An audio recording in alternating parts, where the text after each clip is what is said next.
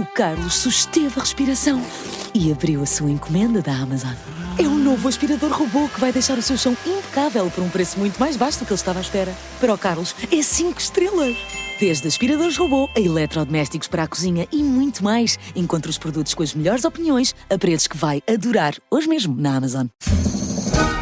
E na verdade, ao utilizar a sua intervenção inicial, Portugal, à qual amanhã quer voltar, depois do bastizado feito, não faltam padrinhos a primeiro-ministro. E aqui está, é essa a lógica. É essa a lógica. Senhores deputados.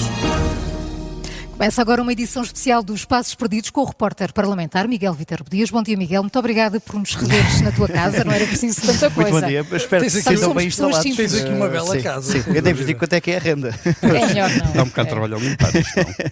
Sim, mas pronto. Vamos Isso é que andas sempre aflito dos rins, não é? Desde que haja vontade política, tudo se faz. Tudo se faz com prazer.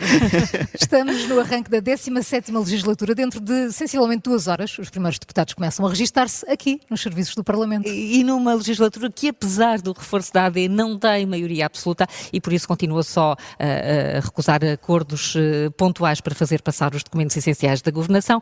Nas primeiras horas há decisões que os partidos tomaram que permitem já perceber a arrumação das peças. Vamos, por isso, à conversa de bastidores.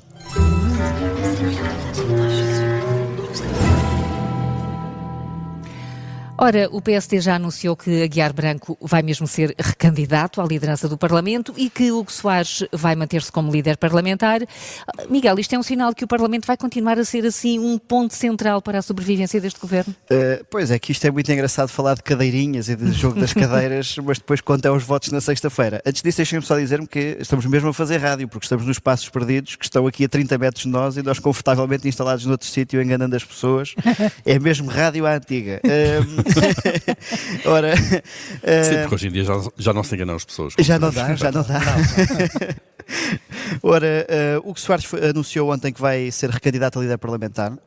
Ele é o braço direito de Luís Montenegro. Está um bocadinho, esta comparação não deve ser muito feliz para eles, mas Hugo Soares está um bocadinho para Montenegro, como Montenegro estava para Passos Coelho. Era uma espécie de 12º ministro.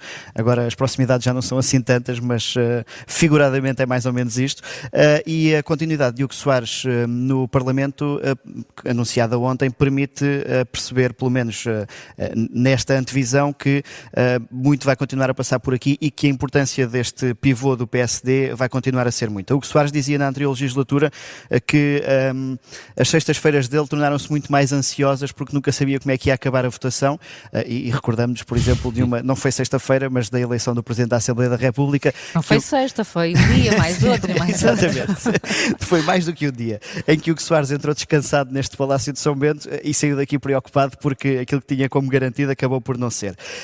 Portanto, apesar da maioria da AD ser maior, como o Luís Montenegro andou a pedir durante uma semana e meia da campanha, vai continuar a precisar de conjugar aqui um conjunto de vontades e resta perceber agora também onde é que o PS e o Chega entram e que fatos é que vão vestir nesta nova legislatura. Mas Hugo Soares, que é sempre apontado como uma hipótese para entrar no governo, pelo menos para já ficará do lado da Assembleia da República, o que é sinal que continua a ser preciso aqui um ator político muito importante, há quem diga até o mais importante, no núcleo duro de Luís Montenegro. Claro, e basta fazer essas contas, não é?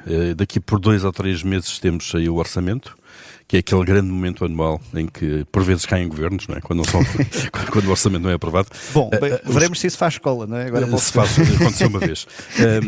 A AD continua sem a maioria, obviamente, dos deputados que lhe permite aprovar o orçamento. O Chega, que passa agora à líder da oposição, passa também, Miguel, a ser um parceiro confiável para estas coisas? O PSD espera que sim, não é? Que esse fato de líder da oposição dê comprimidos de estabilidade a André Ventura e companhia. Para já o Presidente do Chega tem adotado essa postura, pelo menos discursiva. Ontem o sinal que deu também da viabilização de Aguiar Branco é importante. O Chega e André Ventura têm a tese de que quer pôr o Parlamento a funcionar rapidamente e, portanto, não será por aqui que criará entraves. Ainda assim, não vai deixar cair várias bandeiras. E basta olhar para a polémica pré-tomada de posse, que é a revisão constitucional e a possibilidade da direita fazer essa revisão constitucional.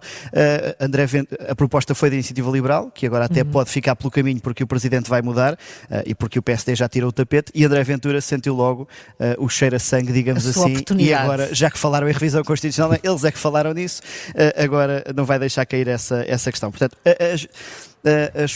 os problemas que vai colocar ao PSD continuarão a existir, mas o facto de ser líder da oposição e de querer vincar esse papel vai também dar-lhe um lugar novo na negociação do Orçamento de Estado. Por outro lado, o PS já disse, e pelo futuro secretário-geral José Luís Carneiro, que o PS é um partido com democracia interna, mas já disse na questão da Constituição que a AD devia assumir o PS como parceiro preferencial. Ora, se isso for transposto também para o Orçamento do Estado, pode facilitar a vida a Luís Montenegro, porque será certamente mais fácil negociar com este PS do que com o Chega.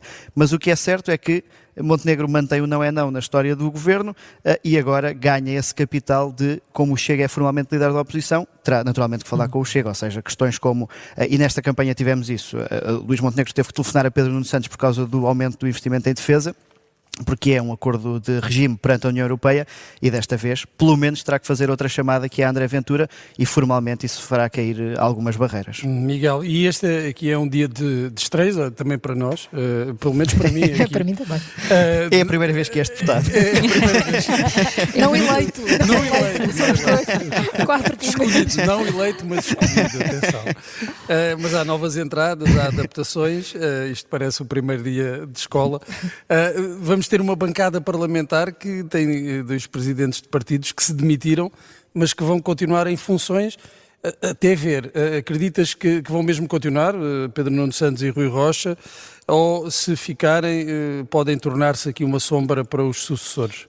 Um caso é mais curioso que outro, que é o de Pedro Nuno Santos, que já passou por 3 fases. Ele, quando saiu do governo, voltou para a última fila para ser uma sombra de António Costa, depois saltou para a primeira fila e agora volta novamente para a última para ser uma sombra de José Luís Carneiro. E, portanto, já passou por 3 fases aqui a cerca de ano e meio, 2 anos. O facto de Pedro Nuno Santos assumir o mandato permite-lhe evitar as críticas de não respeitar os eleitores, que, por exemplo, Fernando Araújo já foi alvo com o facto de ter renunciado ao mandato antes deste dia de hoje, portanto Fernando Araújo nem virá cá hoje. Ainda que seja diferente quando falamos de um candidato a primeiro-ministro, por assim dizer, ou principal candidato de um partido e de outras figuras, quando um líder do PSD ou do PS não ganha as eleições, Sim, se já estiver há muito tempo na liderança do partido, também não se espera que assuma o lugar de deputado. E lá está, para não fazer essa sombra ao líder, até porque José Luís Carneiro também foi deputado enquanto Pedro Nuno Santos era secretário-geral, e aqui e acolá foi deixando vários recados que não seguiam propriamente a linha do partido. Essa correlação de forças dentro da bancada do PS vai ser curiosa, até porque esta bancada foi construída muito à imagem de Pedro Nuno Santos, basta ver o nome de Hugo Mendes, que foi nas listas do Partido Socialista, e portanto vai ser curioso ver como é que José Luís Carneiro vai lidar com uma bancada que não é a bancada de confiança dele. Isto habitualmente acontecia muito com o PSD.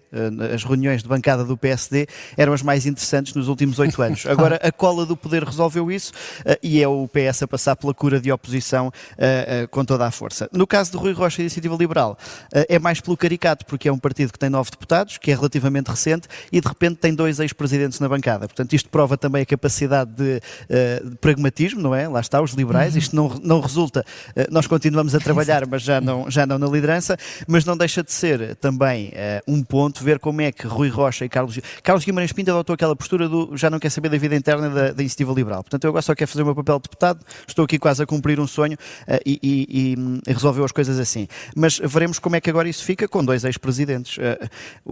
Veremos se quem suceder, e que à partida será alguém de dentro da bancada, como é que vai conseguir enquadrar esses nomes, até porque, por exemplo, com Carla Castro, que não foi presidente, mas foi líder, foi candidata à liderança, depois quem ganhou acabou por não conseguir integrar Carla Castro. Podemos dizer que na bancada da IEL quase 25% são ex-presidentes. Aquilo é quase um Senado interno. Miguel, e com o dia a começar, vamos agora ao plano dos trabalhos para esta tomada de posse. O plenário arranca às 10 da manhã, mas o ano passado, o dia da eleição, acabou por ser assim mais complicado do que aquilo que era esperado. António Filipe, contra todas as expectativas, deitou-se como presidente interino da Assembleia da República. Por acaso não sei se foi de motorista e seguranças para casa, mas hoje espera-se que seja mais tranquilo. André Ventura e Carlos César, secretário-geral interino do PS, já disseram que vão votar a favor dos nomes que os partidos propuserem para a mesa do Parlamento.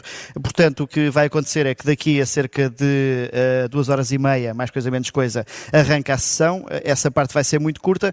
Depois às 3 arranca a eleição, uma espécie de conclave parlamentar. Cada deputado é chamado pelo nome. É sempre também um bom momento para, por exemplo, o nosso colega João Porfírio, fotojornalista, poder tirar fotografias a cada um dos 230. E aos novos, vai dar jeito, não é? Exatamente, e aos novos sobretudo. São 40 e tal, não é? E para nós também, exatamente, e para nós também irmos apontando quem é que são as caras dos novos. Portanto, depois é a eleição a durar cerca de 2 horas. Vota em urna secreto, Vota em não é? urna, exatamente, urna colocada no centro do hemiciclo. E se tudo correr bem, por volta das 5 da tarde, teremos presidente e Havemos discurso. presidente. Se for como no ano passado, veremos até onde é que isto vai. O ano passado a sessão acabou, eram 11h30 da noite, foi aí que foi suspensa, ainda existiu uma outra tentativa, no dia a seguir mais 2, e à quarta a Guiar Branco acabou por ser eleito. Se agora Trouxeste uma muda Espera de tudo, roupa, era isso que eu ia dizer. Espera tudo dia longo, a marmita também. Eu acredito nas declarações dos nossos responsáveis políticos e torço pela estabilidade política. Miguel Viterbo Dias e os Passos Perdidos numa edição especial a partir do Salão Nobre do Parlamento no dia da primeira sessão plenária da nova legislatura. E na verdade, ao utilizar a sua intervenção inicial, o tempo Vale a qual amanhã quer voltar. Depois do bastizado feito, não faltam padrinhos a primeiro-ministro. E a Estado, é essa a lógica. É essa a lógica. Senhores deputados,